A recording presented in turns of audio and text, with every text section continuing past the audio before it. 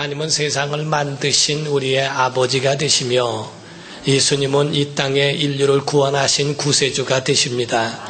성령님은 교회를 지키시고 보호하시고 인도하시는 바로 능력이 되시는 이가 바로 성령님이십니다. 우리가 하나님을 알아간다는 그런 믿음의 삶이에요. 우리가 성경에 보면 하나님을 믿는 단계, 그리고 하나님을 알아가는 단계, 그리고 그 하나님을 사랑하는 단계를 이야기하고 있습니다. 요한복음 3장 16절에 보면 저를 믿는 자마다 멸망하지 않는다. 믿는 자마다 멸망치 않고 영생을 얻는다.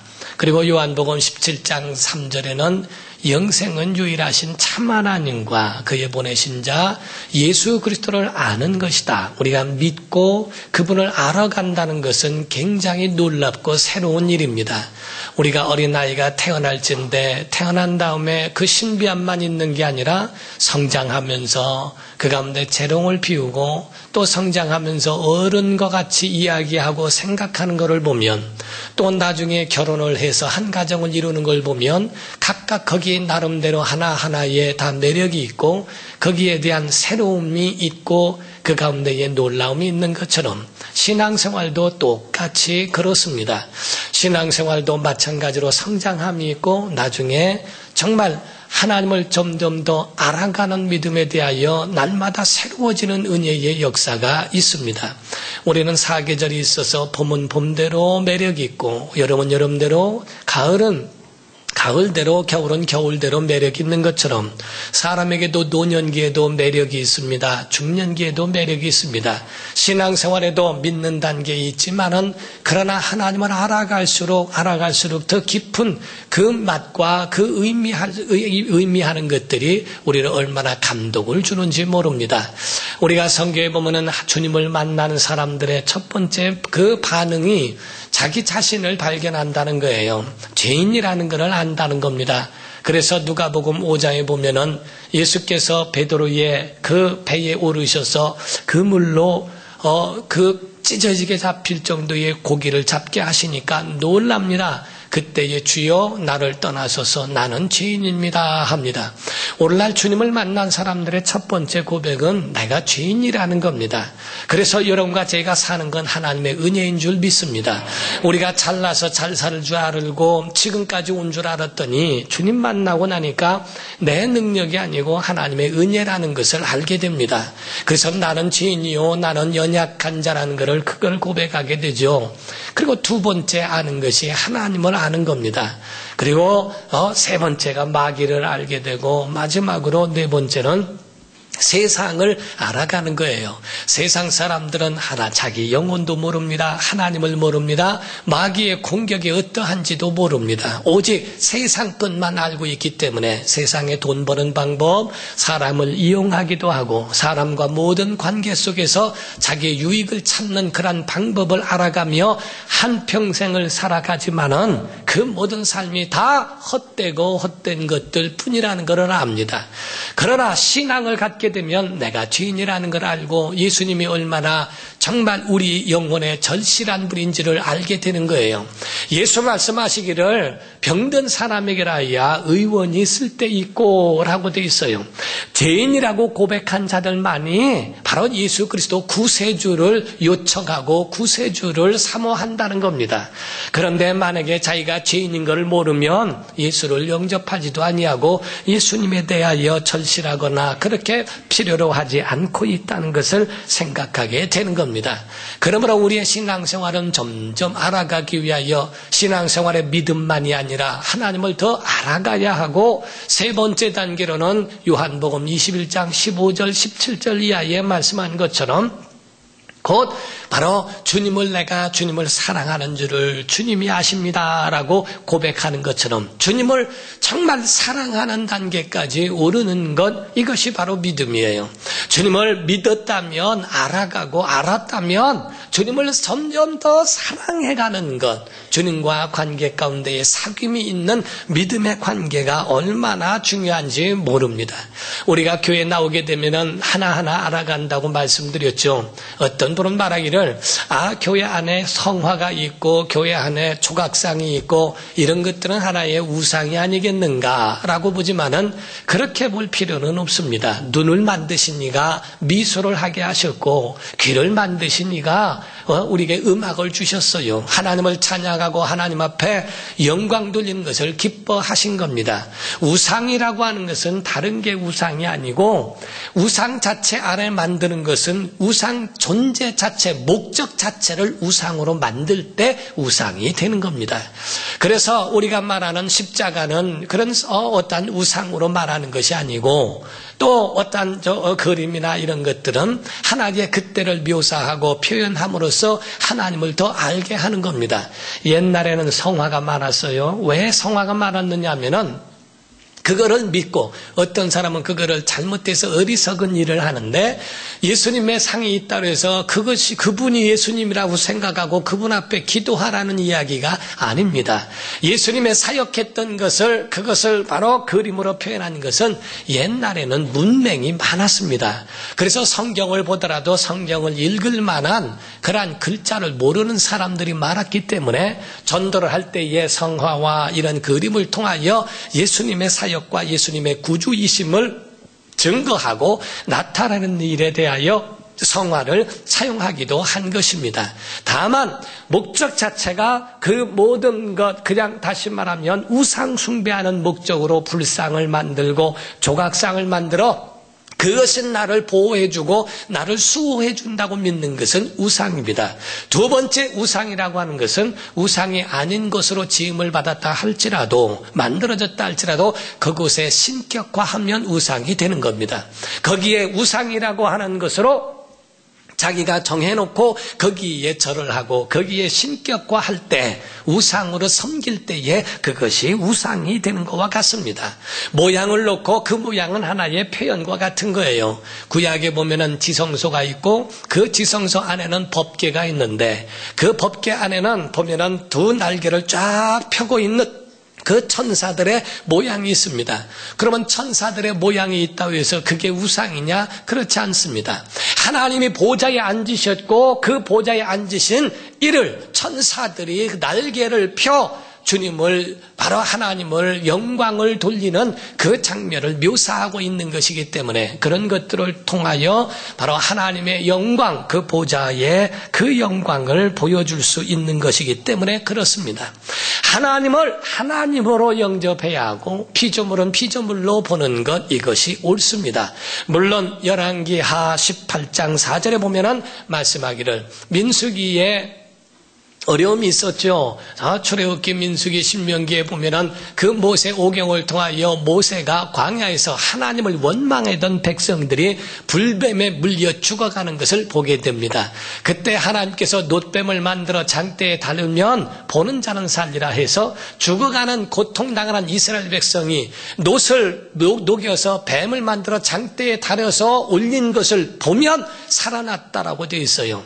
거기에 어떤 어리석은 이스라엘 백성들이 신통력이 있는 줄 생각하고 거기에 분향을 하고 거기에 제사를 하는 일이 있었다라고 되어 있어요. 곧 하나님의 은혜를 따라서 지음을 받은 모든 것들을 놓고 거기에 대하여 신격화하거나 하는 것을 우상으로 여기는 겁니다. 모세의 놋뱀이라고 하는 것은 하나님이 쓰신 도구에 불과한 것인데 그것에다가 무슨 큰 역사가 있는 줄 생각하고 거기에 절을 하고 거기에 향을 분향을 하고 하는 제사하는 것은 크나큰 잘못입니다. 오직 하나님을 하나님으로 영접해야 하고 바로 피조물은 피조물들로 그렇게 대우하는 것이 필요한 겁니다. 우리는 사랑하는 성도 여러분, 우리는 성경에 변하지 않는 원칙이 있다는 걸 아셔야 합니다. 성경의 주인공은 하나님이신 줄 믿습니다. 성경의 주인공은 아무도 아니에요. 하나님이세요. 예수님이세요. 성령님이세요.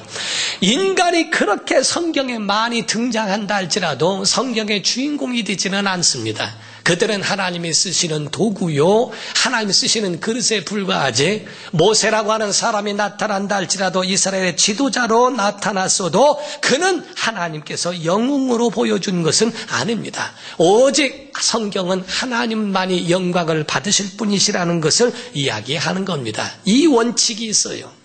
우리가 오늘 본문 말씀의 배경을 잠깐 설명을 하면은 창세기에 보면은 아브라함과 이삭과 야곱에 대한 이야기가 나옵니다. 그때 요셉이라고 하는 12아들 가운데에 11번째 아들 요셉이란 사람이 나오는데 꿈을 꾸게 됨으로 인하여 그 꿈 때문에 시샘을 받아 형제들에게 미움을 사서 마침내는 죽음의 위협에서 있다가 팔려가는 신세가 되어 노예로 가게 됩니다. 애굽의 노예로 있은 지 13년 동안 있으면서 감옥까지 들어가 많은 고통과 어려움을 당했지만은 30세 될 때 그때의 나라의 총리가 됨으로써 7년 동안의 풍년이 있고 7년 동안의 흉년이 들은 이 모든 것들을 잘 극복하게 함으로써 그 나라의 총리가 되는 일을 하게 되었고, 그래서 이스라엘에 있는 가나안 땅에 살고 있는 야곱과 그의 형제들을 애굽으로 인도하여 7년 그 어떤 재앙과 같은 가뭄을 이겨낼 수 있도록 그렇게 만들었습니다. 거기서 몇백 년을 살면서 약 400년을 사는데 요셉에 의하여 고센 땅에서 얼마나 그 민족이 번성했는지 몰라요. 그때의 출애굽기에 들어오면서 요셉을 알지 못하는 왕이 생기지 않겠어요? 몇백 년이 지나면서 요셉을 알지 못하는 왕이 생기게 되었습니다. 그때 보니까 아니 타 민족이 와서 얼마나 고센 땅에 번성하는지 위협을 느끼기 시작합니다. 그래서 박해를 시작했고, 그래서 나중에는 안 되겠으니까 그들을 노예로 삼으면서 결국에는 남자아이가 태어나면은 다 죽이라고 명령을 하기에 이르게 됩니다. 그때에 태어난 사람이 모세였어요. 모세가 그때에 태어나게 되었는데 3개월 동안에 그를 지키고 그를 죽이지 않고 이렇게 있으니까 3개월이 지나면은 여자의 목소리와 울음소리와 남자의 울음소리가 틀려진답니다. 그래서 3개월 됐을 때에 그를 할 수 없이 갈상자에 태워서 나일강에 띄우게 되었습니다. 그때 미리암이라고 하는 모세의 누나가 어디로 어떻게 되는가 하나님의 섭리를 바라보면서 가슴이 두근두근 하면서 나일강에 띄어진 자기 동생을 바라보는데 마침 바로의 공주가 목욕하러 나왔다가 그 갈상자를 발견하게 되었고 아이의 우는 것을 측은히 여겨 자기의 아들로 삼아 왕자가 됩니다.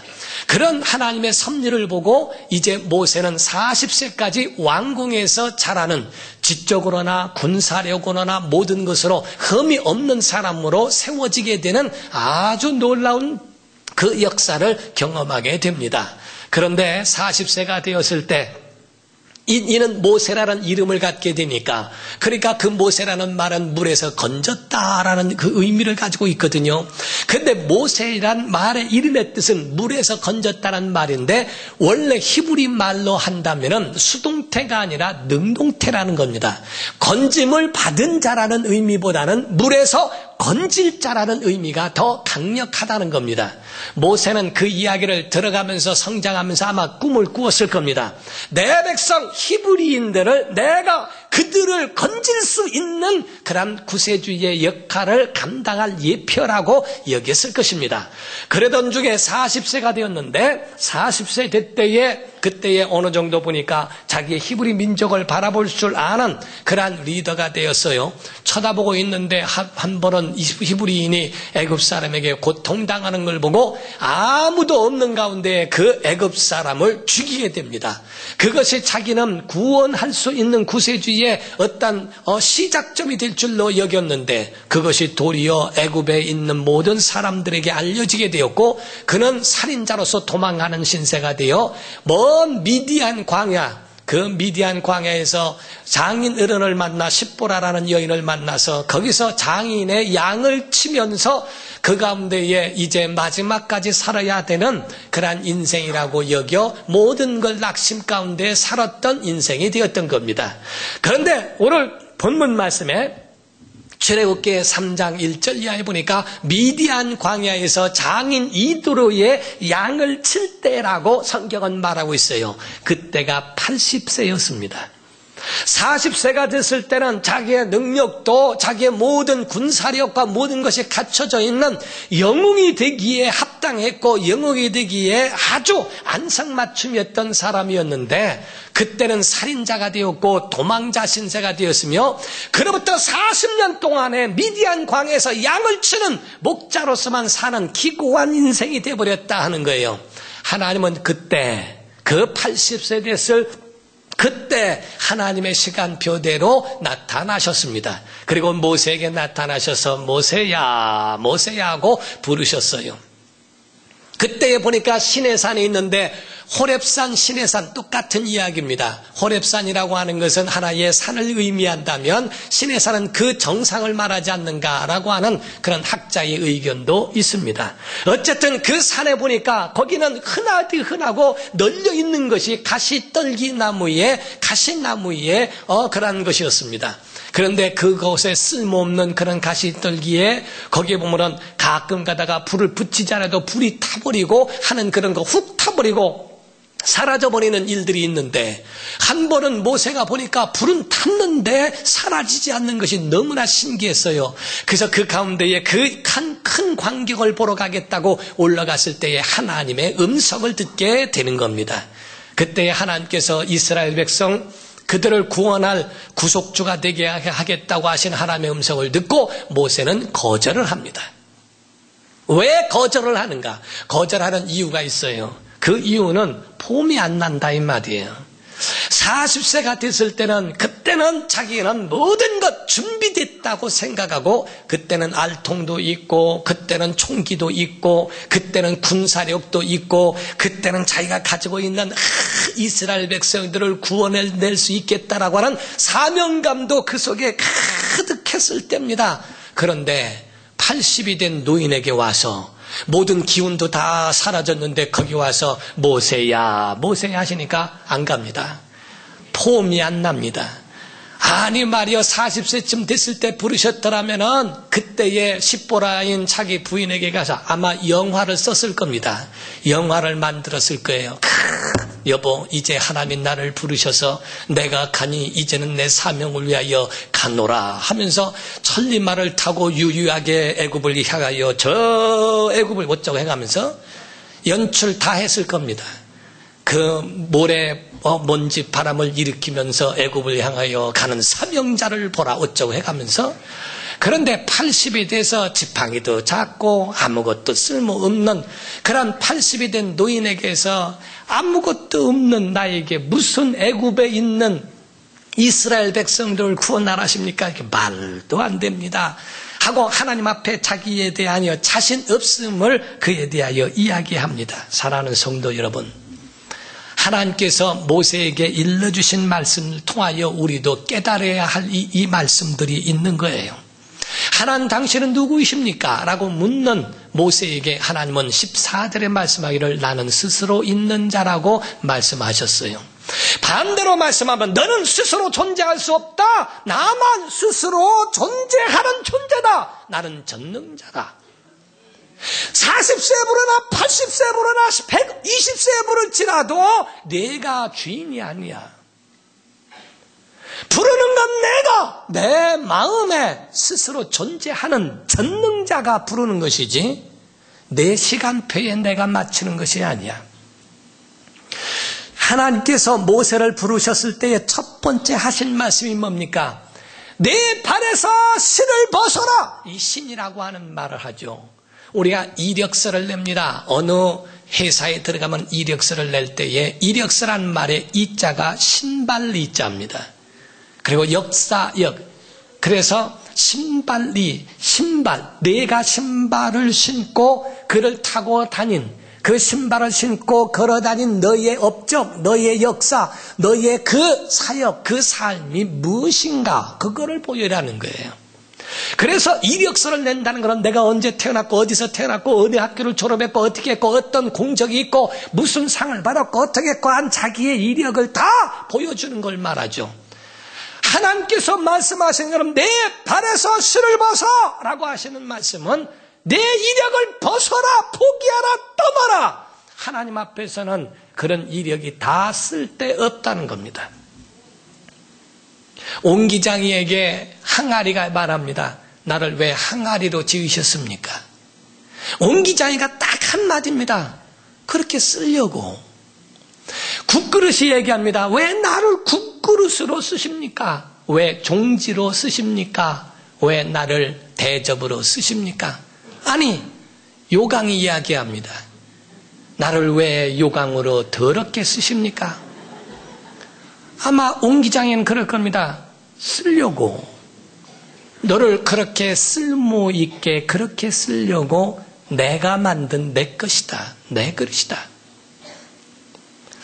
옹기장이에게 어떤 옹기도 그에 대하여 질문할 수 있느냐? 없느니라. 나는 스스로 있는 자니 40세 부르든 80세 부르든 120세 부르든 내가 내 시간표와 내 사명과 내 모든 때에 너를 위하여 내가 이와 같이 불렀는데 무엇이 잘못된 것이 있을까? 모세는 이와 같이 흔한 가시떨기와 같고 쓸모없는 가시떨기 거기에 정말 자기 자신을 바라볼 수 있는 거울같이 돼버린 거예요. 불이 붙었는데 꺼지지 않습니다. 우리 심령 가운데에 하나님의 불이 붙는 것, 모든 역사는 하나님이 하시는 것이지 모세 내가 하는 것이 아니라는 것을 보여주는 거예요. 실을 벗어라. 두 번째 의미는 다른 게 아니라 그 당시에 실을 벗는 건 노예는 실을 신고 다니지 않습니다. 너는 애굽을 구출하는 사령관이 아니고 너는 내 말을 들어야 하는 내 종일 뿐이라는 겁니다. 오늘날 많은 사람들은 내 뜻대로 살아갑니다. 내가 주인이고 내 마음대로 내가 하고 싶은 대로 움직여 갑니다. 하나님은 백향목도 쓸모없으면 상관없다는 거예요. 가시나무 떨기에 그 사람이라도 하나님이 잡으시면 쓸 수 있다는 겁니다. 여러분과 저에게는 여러분 하나하나의 문제가 있는 게 아니라 과연 하나님이 잡아주시는가? 꺼지지 않는 불이 우리 안에 있도록 하시는가? 오늘 가시나무 떨기 거기에 있는 그 불과 같이처럼 우리 심령 가운데도 이와 같이 하나님의 불이 붙었는가? 세상 불은 꺼져버립니다. 한번 후룩 타버리고 사라져버립니다. 하나님의 불은 꺼지지 않는다는 겁니다. 성경에 보면 불이라고 하는 것은 심판으로도 표현하고 있지만은 하나님을 상징하고 하나님의 임재를 상징할 때에 불이라고 표현을 했어요.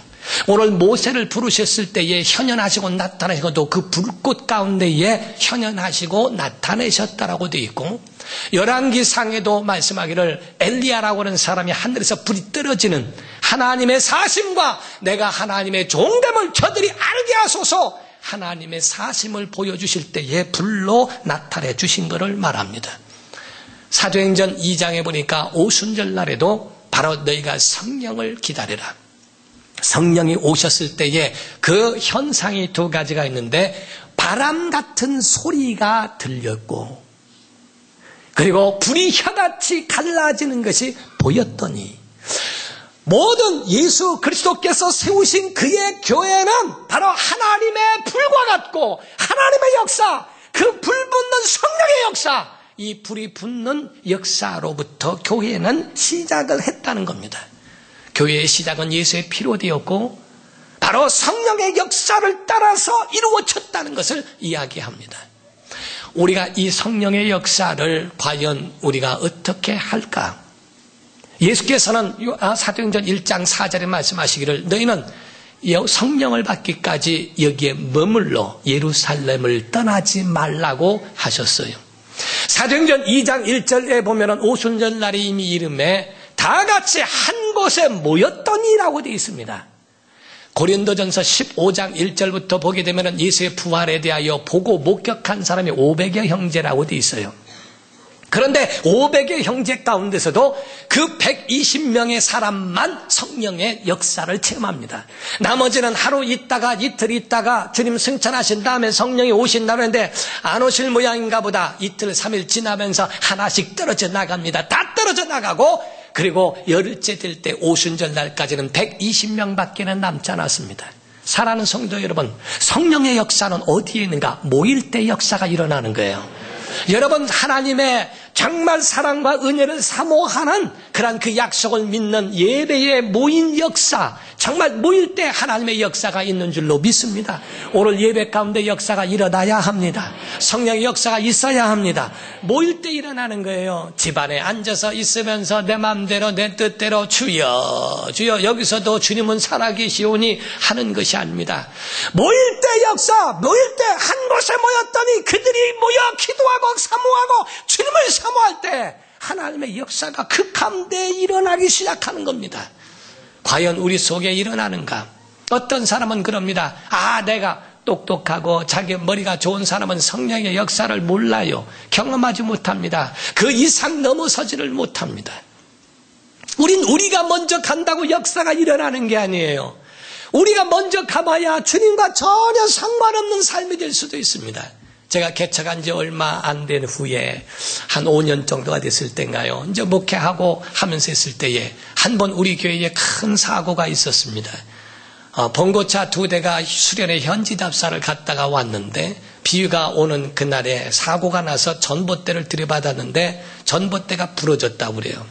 그래서 완전히 그 차를 덮은 겁니다. 그 가운데에 거기에 있는 사람들끼리 사고 나면서 뒤에 있는 사람이 날라오고 앞에 있는 사람이 막 뒤죽박죽 되면서 머리끼리 부딪히고 굉장합니다. 저는 그때 천안에 있으면서 있는데 저한테 호출기가 있었는데 거기에 저 호출기에 계속 울려요. 전화번호를 모르는 데서 울리기 때문에 저는 보고서 별로 신경을 안 썼는데 계속 울리는 걸 보고 전화를 합니다. 예산병원이라는 거예요. 지금 수련회 갔다가 오는 그 답사팀이 사고가 나서 여기에 왔다고 와달라고. 그 얘기를 듣고 저는 가게 되었습니다. 중간에 한참 가면서 저는 그때 절실하게 잊지 못하고 기도한 것이 있어요. 약 20년이 넘은 그때이지만은 정말 지금도 생생한 것은 기도할 때에 우리 안식구는 옆에서 기도하고 저도 기도하는 마음으로 운전하면서 계속 입으로 기도하면서 갔습니다. 그때 절실한 기도의 내용이 다른 게 아닙니다. 내가 너희보다 먼저 갈릴리에 가 있으리라. 주여, 내가 간들 무슨 의미가 있습니까? 내가 병원에 찾아간들 무슨 의미가 있습니까?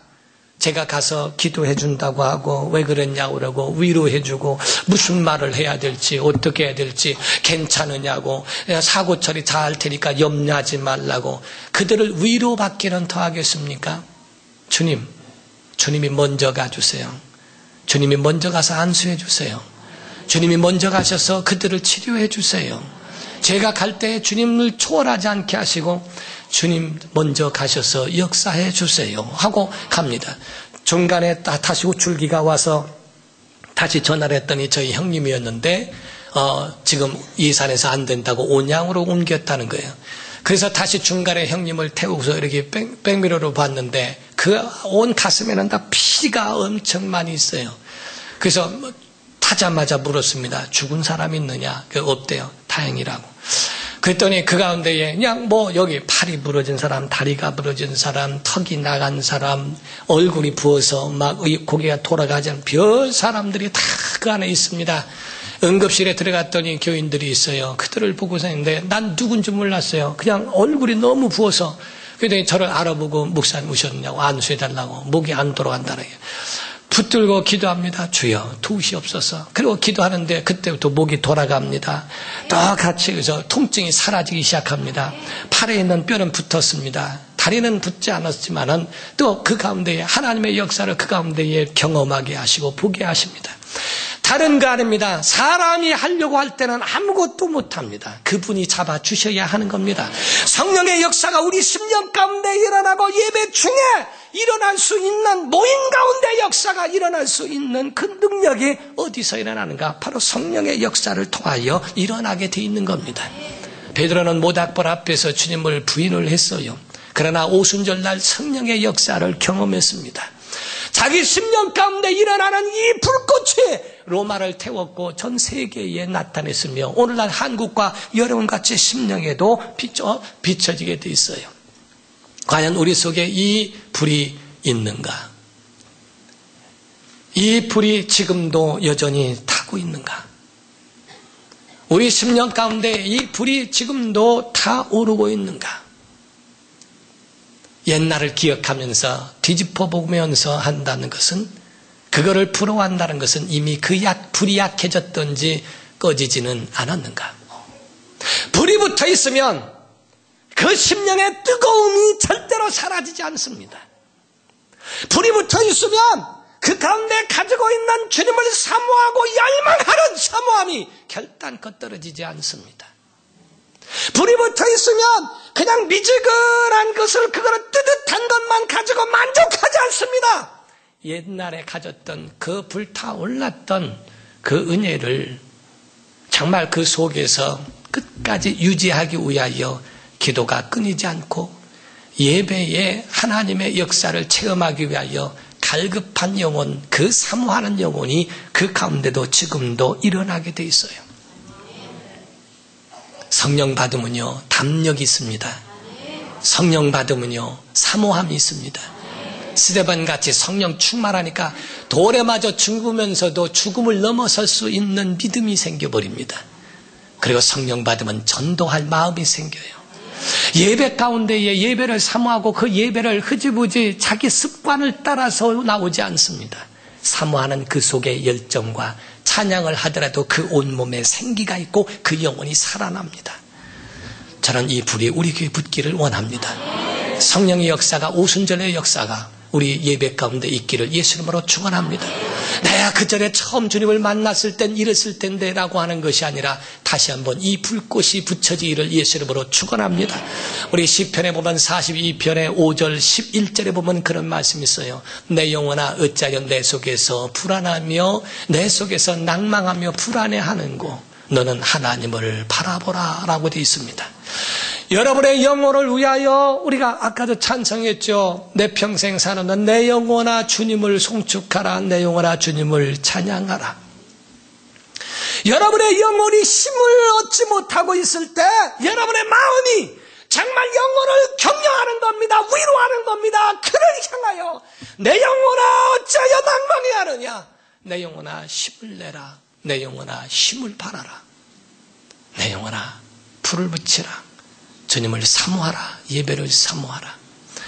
어찌하여 너는 내 속에서 불안해하고 어찌하여 낭망해하며 내 속에서 어찌하여 불 꺼진 자처럼 살고 있느냐. 내 영혼아. 여러분 우리 심령이 살아나야 하고요. 여러분의 불이 붙기를 예수 이름으로 축원합니다. 기도할 때 여러분의 심령이 막 불타오르는 엔진이 막 살아나고 시동이 걸릴 수 있는 오순절의 역사가 우리 모세에게 붙었던 것처럼 우리 심령에도 붙기를 예수 이름으로 축원합니다. 기도하겠습니다. 이 시간에 다 같이 통성으로 기도하실 때 주여 내 속에 이 불이 붙게 하여 주옵소서. 내 영혼아 내 영혼아 일어나자. 내 영혼아 내 영혼아 처음 사랑을 회복하자. 내 영혼아 내 영혼아 기도를 회복하자. 내 영혼아 내 영혼아 예배를 회복하자. 나를 도왔던 예배를 도왔던 영들이 다 떠나버리지 않도록 정말 예배 한 번조차도 드리기가 어렵고 예배 한 번조차도 드릴 수 있는 환경을 지배하기가 힘들 정도로 영혼이 힘을 잃어버리지 않도록 주님 이 예배 가운데에 이 불이 일어나게 하여 주옵소서. 다 같이 통성으로 기도하시겠습니다. 살아계신 하나님 아버지, 우리 속에 정말 성령의 역사가 일어나게 도와 주시옵소서. 주님을 사모하는 이 열정과 이 마음이 첫사랑이 다시금